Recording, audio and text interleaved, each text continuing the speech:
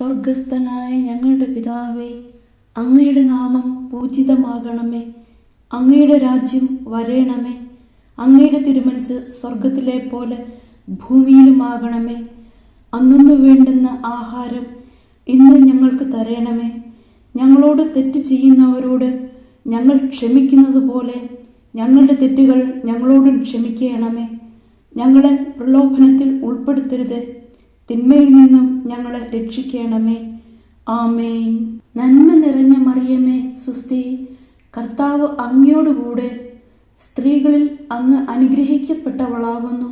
അങ്ങയുടെ ഉദരത്തിൻ ഫലമായ ഈശോ അനുഗ്രഹിക്കപ്പെട്ടവനാകുന്നു.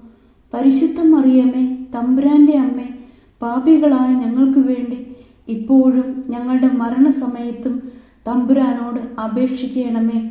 ആമേൻ.